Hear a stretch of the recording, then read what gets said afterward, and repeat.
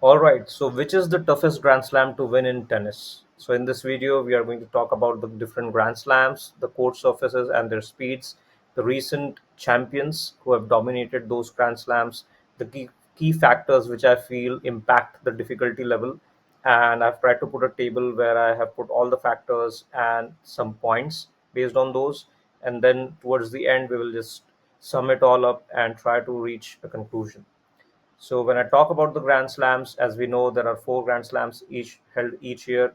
It all starts with the Australian Open in January. Then we have the French Open, Wimbledon, and the US Open. Now, talking about the surfaces and the speed, Australian Open, the first Grand Slam, is played on hard court of the type green set. The court speed is termed as medium fast and the bounce is low to medium. French Open is played on clay, which is a slow surface with high bounce. Wimbledon is played on grass, which is a fast surface with relatively lower bounce. US Open is again played on a hard court with of the type clay cold. It is put in the category of medium to slow, medium and high as the bounce. So this is the overall surface type and speed. We'll discuss how this impacts the difficulty level when we discuss about the key factors. Now, talking about the past champions who have dominated, we have Novak Djokovic, who dominated the Australian Open on this surface. We have Nadal, who dominated the French Open. Federer, Sampras, and Djokovic, all of them have dominated Wimbledon, and Federer and Sampras have dominated US Open, won it 5 times each. So, what I feel is the surface and the type of play which these players use, it also determines the difficulty level. So for example, if there is a player who likes to serve well, who likes to attack, who likes to be aggressive, then they would prefer to play on faster surfaces like indoor hard courts or Wimbledon, whereas players who like to have a slugfest from the baseline, who have a decent serve, a decent return, those players would strive on hard courts and on clay. So just an example. Now, the key factors which I think impact the overall difficulty level, one is the surface speed, the type of bounce, the playing conditions, whether it's warm, it's cool, whether it's daytime, nighttime, and the wind speed. All of this also impacts. Playing style, as I just mentioned, aggressive player, baseline player, defensive player, good serve, good volleying, all of that matters. Schedule, this also matters. It depends on when the Grand Slam is happening. So, for example, Wimbledon and US Open are tougher in terms of scheduling than Australian Open and French Open, because after French Open, there is very less time for the players to prepare for Wimbledon. They have to switch surfaces. Again, that's not easy. And by the time US Open arrives, most of the players are either tired, fatigued, they are carrying some or the other injuries, or in other words, let's just say they are not fresh enough to play that Grand Slam. It's a very important Grand Slam, and that is why I feel some of the players who are new to the circuit or who haven't performed well throughout the year, they also have a good chance of winning at the US Open. We have seen some past champions who haven't been of the big three, and that is because of this very reason. Crowd impact, as we know, audience has a huge impact. They support the home favorite. Sometimes they boo the player as well. So it all depends on how they interact with the player and how the player interacts with the crowd. Do they shout in between points? Are they overexcited in between point in long rallies? All of this also impacts the playing conditions. Competition, the last point, uh, is also important. If you are playing French Open, for example, and if you know that Nadal will always be there and you have to beat Nadal to win the French Open, it raises the difficulty level. Just an example. So that's why competition also matters a lot. Now, this is the Australian Open court surface. I just wanted to show some of the screenshots. As you can see, the bounce is not that much. It's a very compact surface and a very neutral surface, one could call. This is US Open, another hard court surface. The bounce is a little bit higher, but still the surface is pretty much the same. It's again a hard court, and nowadays US Open is not that quick enough. Earlier we used to have Wimbledon and then US Open as the second fastest surface, but now it's not the case. As you can see, it's the grass court, Wimbledon surface, and you can see that I just marked this to show you that the bounce is low and the players have to bend their knee to hit the shot, and that also impacts their timing.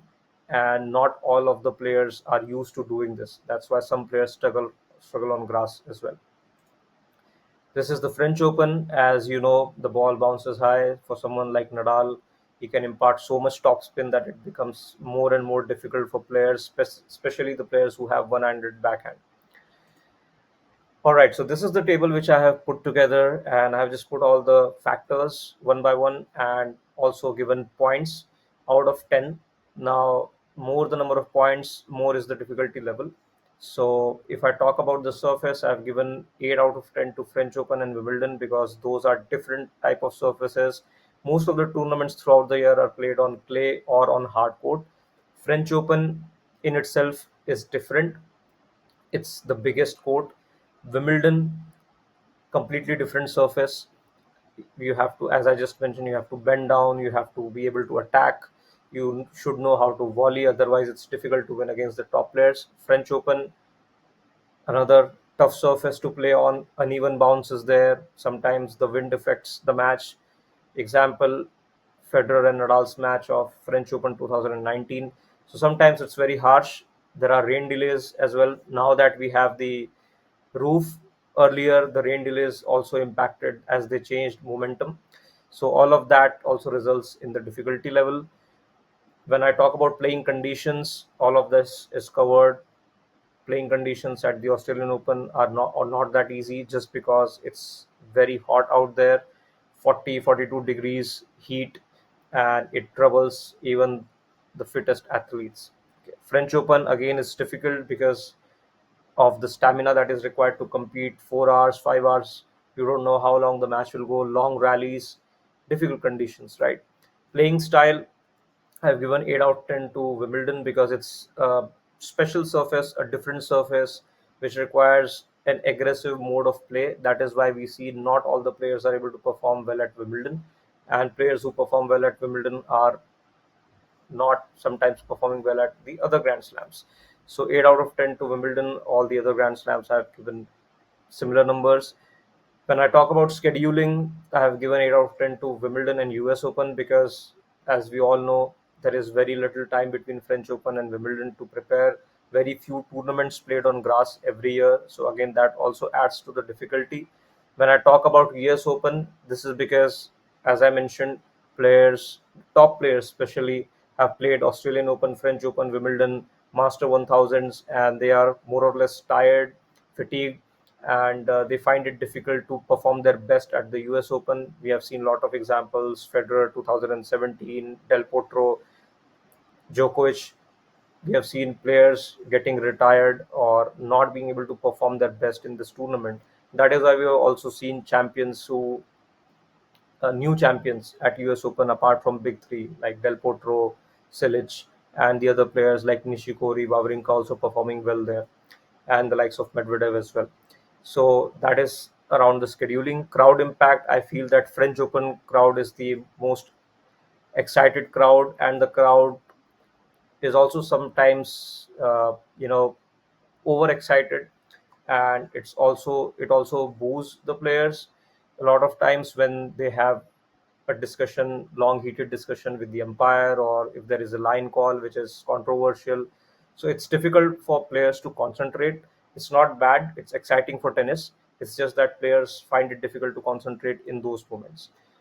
Talking about competition, 10 out of 10 at the French Open because I have considered the playing surface and the expert players of the recent times, such as Dominic Thiem and Rafael Nadal. Now, when you're playing, and Novak Djokovic also. So now, when you're playing French Open, you know that you have to beat these guys to win French Open, and you have to play for potentially for 4 to 5 hours at your best, and anything short of that, you're going to lose, right? So it definitely adds to the competition. Wimbledon again is also tough. The reason being, any player who has a good serve, who is aggressive, who can volley a little bit at the net, will play well at Wimbledon, and it will be difficult to beat him. Example, Ivo Karlovic had such a great serve and did not have a good baseline game. Still, He used to reach till the tie breaks against Nadal, Djokovic, Federer. Sometimes he was also able to beat these guys. Now his game was nowhere near these guys, but still he was able to compete well because he had those elements that are required for Wimbledon. So it matters like what sort of skill sets do you possess. If you have the correct skill set, then no matter whether you're playing against Federer, Djokovic, Nadal, or Alcaraz, whoever it is, right, you will still have chances to win.